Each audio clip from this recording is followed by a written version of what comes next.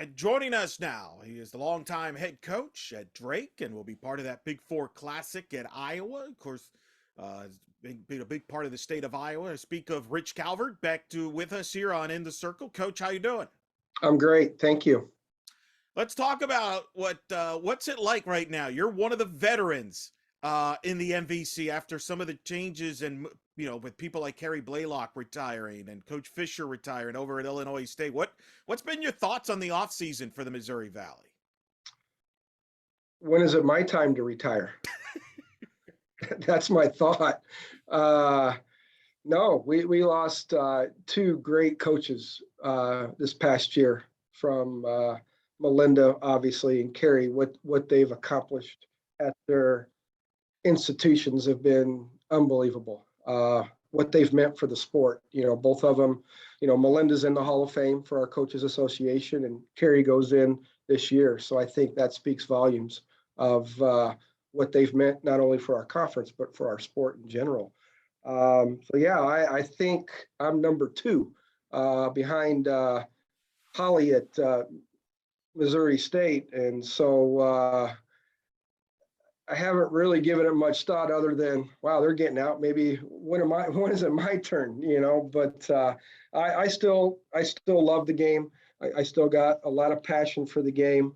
Um, our program has not probably been where we've had it previously, at least the last couple of years. And we were still very competitive in the conference and finished fairly high, but it's not to our standards. And so um, it's my job to get us back to the top and compete and hopefully do well in the tournament because lately it's hard for us, our conference, really to have some at-larges or at least multiple at-larges. And so it's important that, one, you have a good season so we could have an outside chance, but obviously our ultimate is to win the conference tournament and represent the Missouri Valley. So that's what my focus is on right now. Obviously, trying to build the core that we have here, and then sprinkle in some recruits here and there, and try to get us back to being on top.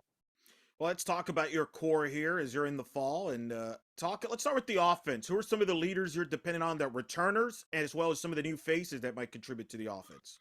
Well, I think Emily Valtman is probably the one who's going to stand out the most for us. She's had two really, really good productive years. Um, and she's actually, what's nice is she's going to use her COVID year next year as well. So she's really only technically a junior, even though this is her senior year in terms of how long she's been here. But she led us in home runs last year, and I think she might have been maybe second or third in the conference in home runs. But swings it from the left side.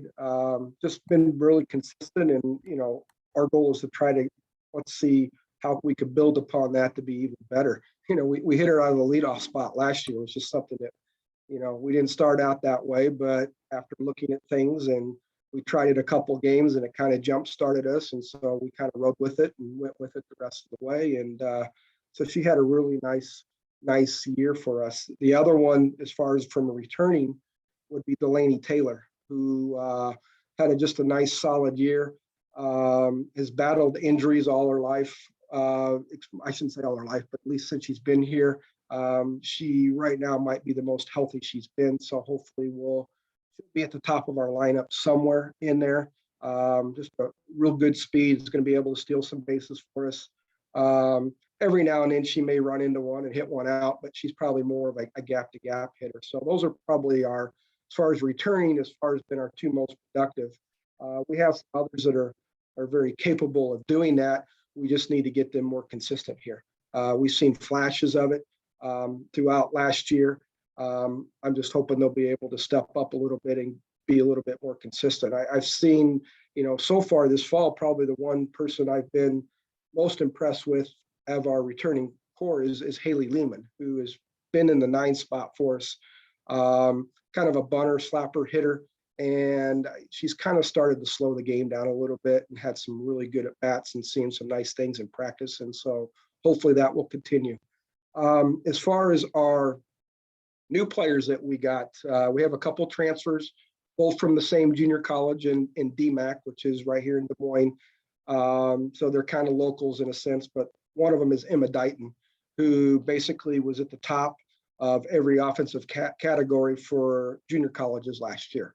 Really good power. I think ended up being second in the country in home runs and maybe second in RBIs. So she's just a really raw kid. And so we're just starting to try to break a few things down with her to just try to get a little bit better as far as plate discipline. And, it's always an adjustment for those players coming from the junior college, basically pitching. They don't see the same pitching that we have here on a day in and day out basis. And so the other thing, which has been really nice, is to this date, she's probably been our best pitcher that we've had in our fall games. And she was a very successful pitcher in high school, but Tina D'Angelo, our pitching coach, has been able to do some really nice things with it so far. And hopefully that will continue to get better, because that'll give our pitching staff some a real good boost in that area. The other gal is Sammy Miller, who was her teammate at DMAC, is more of a left side player, shortstop, third base, just a nice solid player, has great energy, understands the game well, has occasional pop, but pretty much more of a gap to gap hitter. And so looking to probably have her in the lineup at some point somewhere. And then we only have one freshman this year that we brought in, and her name is Rachel Chambers. And she had a really good high school career, came from a real small high school, always just been more talented than everybody else, really good power hitter, still kind of shaking off, coming back from 2 ACL injuries on the same knee over the course of her career. And so she's getting there. She's played a full year and is healthy for the most part. It's just a matter of the game is much faster this time. And so it's a huge transition. So I'm not sure, time will tell in terms of when we think she's going to be able to be somebody that we could have a contributor throughout the lineup, hopefully sooner than better. But those are the only 3 that we have coming in. We lost 4 from last year. We had a roster of 20. We started with 21. We lost a player, unfortunately, to concussion last year early on, and that basically ended her career. And so we finished with 20, which was still the largest roster I ever had. And we're at 19 this year. And if everything goes well, we have 3 commitments replacing 3 kids that are going to graduate.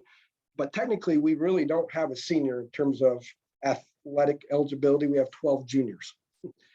So that's a lot. Everybody's kind of dealt with COVID a little bit differently in terms of their numbers, but we'll be back down to our 14, 15 size roster here in a couple of years, because that works for us. If you think back to our really, really good years, our rosters were around 14, 15, and it was much more manageable for us. There's just a lot of benefits for us. It may not work for everybody, but that's just something of how we've always managed to work it since I've been here. Then, we've been really big the last couple of years, and it's they're good kids, and but it doesn't work well for us. You alluded to the pitching earlier.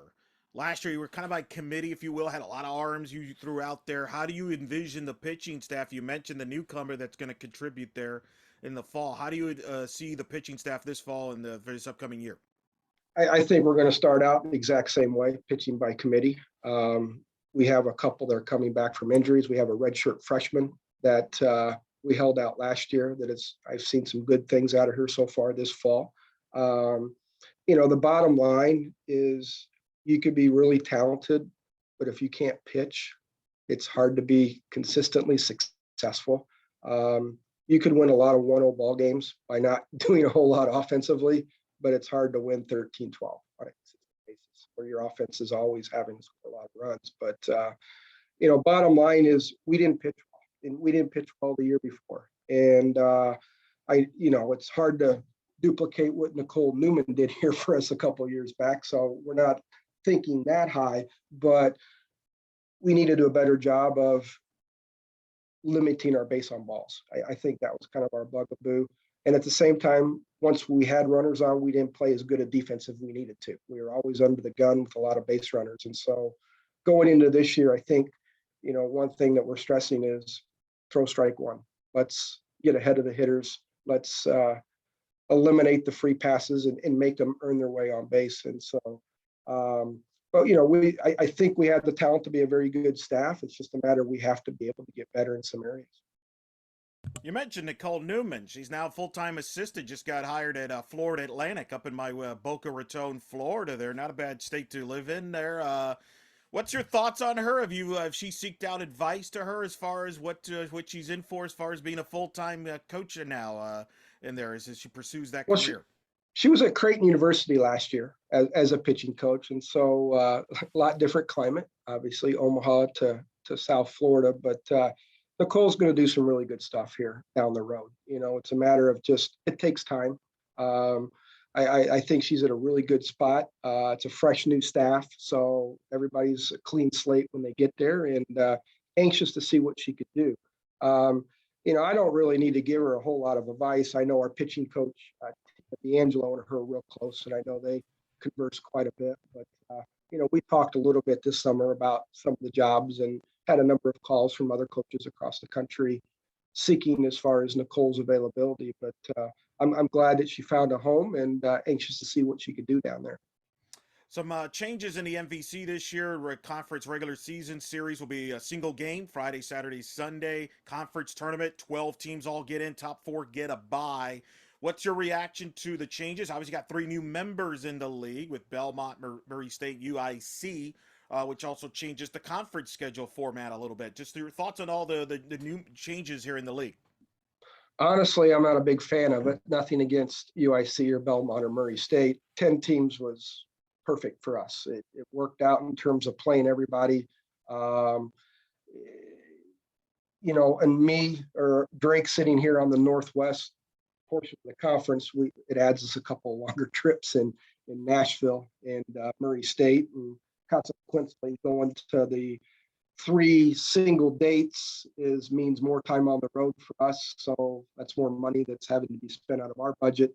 It potentially is more class time being missed by our students, but I understand why they've done it, and I think it makes perfect sense from a weather standpoint, as far as you're not trying to hopefully cross your fingers on 2 days. Now we have 3 days to get 3 games in, but at the same time, from a school like Drake, it does take a little dent into our budget by adding that, and so we have to be a little bit more creative on the front end as far as where we're playing and being able to manage that, so we could obviously take care of traveling to those spots and leaving on a Thursday as opposed to Friday.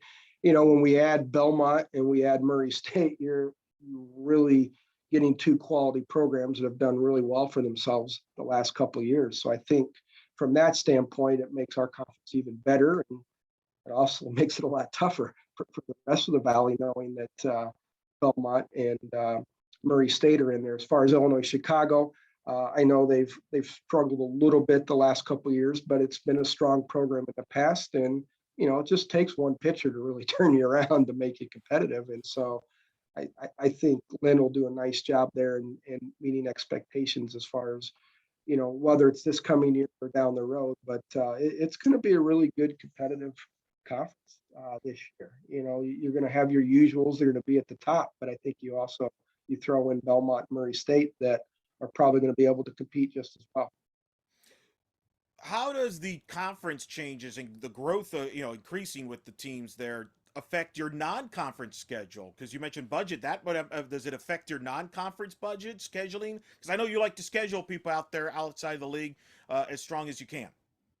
Yeah, I think this first year we're just going to kind of go through it and see how it ends up in terms of how much more we are spending. But right now we are taking a weekend off. We're only playing 4 of the preseason tournaments as opposed to 5. And last year we did that as well, but that was more from you didn't know exactly what you're having coming out of COVID. There's just a lot of things there. Everybody's budget kind of got hit a little bit, and so we're being a little bit careful coming out of there. But yeah, I'd like to continue to schedule how we've done in the past, but yeah, it does take a dent into our overall budget with those extra days on the road. And now you throw in, you think about going to Nashville, which obviously is a great place to go visit.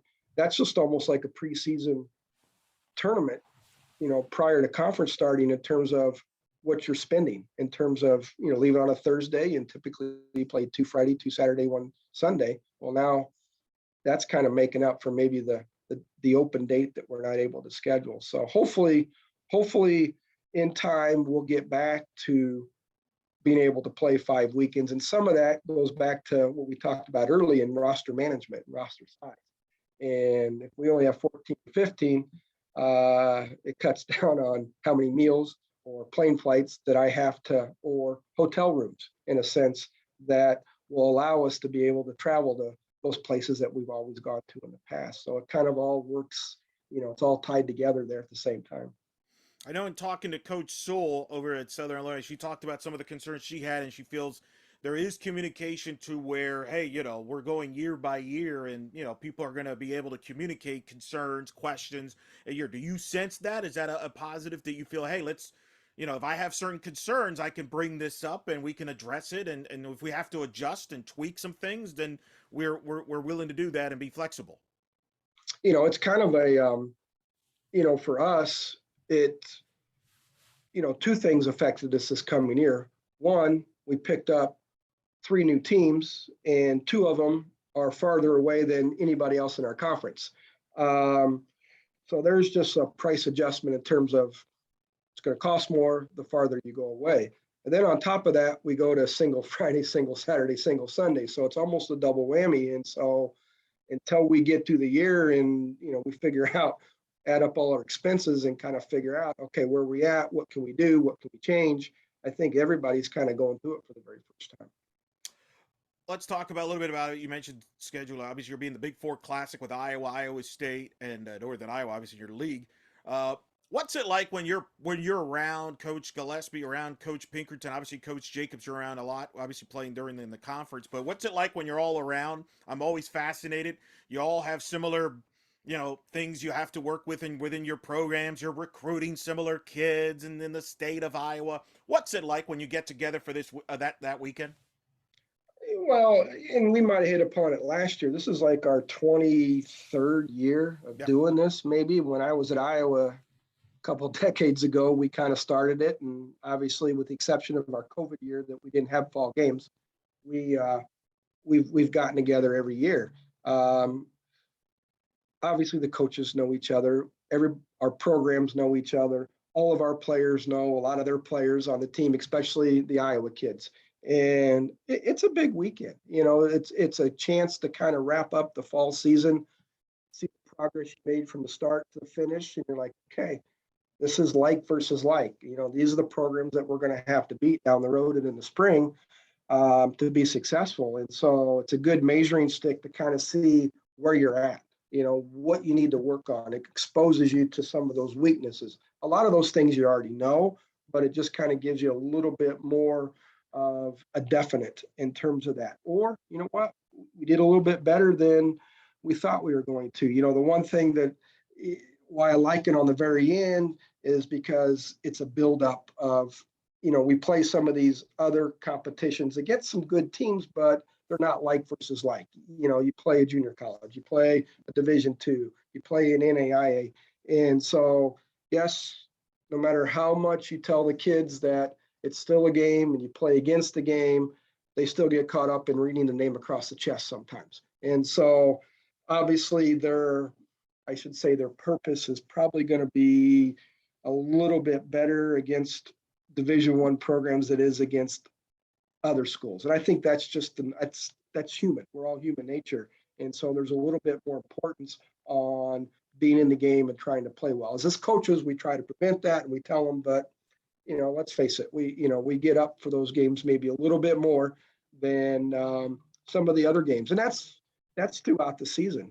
Think about teams that if we had to go play Oklahoma and UCLA versus going playing a team that's, a very low-funded Division I opponent in the middle of nowhere. It's still Division I, but there's a difference there, and they're going to be probably a little bit more excited to play at Oklahoma, UCLA versus those other schools. And so, but it's just a great thing for the state. It's, the weather's usually good. We get good crowds and, it's the highlight of the fall, and it's a good way to kind of end it and then you go into the off season. All right, we got this to do and we have this to work on. I think it's the biggest fall weekend tournament, however you want to describe it, of the entire fall in the country in softball. Like, I think people are interested. I mean, full disclosure, when we did this last year, when we had you on and Ryan and Renee and Jamie on, those episodes did big numbers because of the interest. People have interest about this tournament. You've seen it. Does it surprise you how much interest there is in this tournament? No, not at all. Just because, one, obviously the state of Iowa and anybody who's interested in softball knows that this is going on this weekend. I know we have some recruits that unfortunately have to play in club tournaments that they're not able to come out, and I'm sure it's the same way at the other three schools as well. But no, it's kind of a big deal. It's the one time that we all get together on the same weekend. Yes, we all play each other during the season. Obviously, us in Northern Iowa get together 3 times, but we'll play Iowa a single game and we'll play Iowa State a single game during the regular season, and those games are our biggest crowds that we have on our campus is when Iowa State is here and when Iowa is here. I wish they were all Drake fans, but nonetheless, we still get really good crowds for that. So I think it's great interest. And as you know, softball just continues to grow in terms of popularity and eyeballs on the sport. No doubt about that. I asked Coach Jacobs, with Renee hosting, does she pick up the bill there, dinner or something like that? And he's like, no, we don't do that because each of us gets to host. We don't want to get savvied with pressure of like hosting there from a pay for food and stuff like that. There, he joked about that. What's it like when you go to these different places and you're the host of it? Do you sense like hospitality? You have to be more hospitality, or is it one of those like, hey? Let's we'll play it equal there. What's that like when you're hosting? I think it's really nice that the four of us have great respect for each other. I think Renee kind of being, even though she's my age, she's kind of the younger coach on the block in terms of the four schools as far as being at her prospective school. Ryan and Jamie and I, we're pretty, I've already had a couple texts today with Ryan on another issue, and Jamie and I, we weren't able to do it this year, but we'll get out and play golf together. We had one year where Ryan, Jamie, and I all got together and played golf in the summer. So we're all, respect the heck out of each program. Obviously, we want to win when we do face them, just like we do anybody else. But we also enjoy each other off the field as well, and that's a nice thing. And I think the state of Iowa kind of sees that. And so I don't think whoever is hosting, I don't think we do anything different than we would if we're going to Iowa this year. And then, it's at Iowa State next year, and then it'll be our turn to host. And, everybody knows it's their time to host. And one thing, no, I do not want to go to having to pick up meals and whatnot because, I don't know what Iowa State's roster's at, but I know it's 25 plus. And, here's ours in a couple of years at 14. We get the short end of the stick and stuff where we're, now if they want to give us cash in return for how many meals that we should get, then I'm all for it. Love it. You and Coach Jacobs thinking on the same page. I like it. That's good. Smart. Don't let them take advantage. I love that. Last question. What's going to be the keys for your team as you wrap up here the fall, and then before you know it, February will come around for the season to start? What's going to be the keys for this team to be successful and accomplish your goals? We got to be better pitching, which we talked about that earlier. We got to play defense better. We haven't played as well as we need to in order to be at the top of the conference. Offensively, we've always been really consistent. This year's going to be a little different. We don't have quite the speed that we've normally had in the past. You take out a Libby Ryan and a Macy Johnson that have been so good for us over the years and very athletic. We really didn't add speed that we lost. And so we may have to be a little bit more hit and run-ish as opposed to straight out of steel. This year, we're still going to be the aggressive type of team we've always been. But I think it's, the offensive side doesn't change other than maybe trying to be a little bit more creative. I think we got more power this year than we've ever had. But you still got to time it up and hit it. But, the nice thing is I have a new assistant that actually just started today for me. And he's going to be really good for us. He's going to take over our infield defense and take over our hitting, with my assistant and stuff. And so He comes very highly recommended, and so I'm excited to get him going. And we're just throwing him in the fire. He's down there right now working with a group, and he's only been here 4 hours. So hopefully, hopefully he'll be back tomorrow, and we'll continue this. But the keys are, and I think any coach is going to say, we got to pitch and we got to play defense. And then the hitting, obviously, got to hit at some point. But if you can have consistent pitching and then play good defense behind it, you have a chance to be successful in every game. Well, Coach, we look forward to it, seeing your team on the field. We're excited to see the Big Four Classic. Obviously, we'll be keeping an eye on that. And then before you know it, the season will be right here, Coach. Thanks for always taking the time to talk to us. I know it's a busy time, but always appreciate talking to you. And thanks for coming on the show. Thank you. I appreciate it, Eric.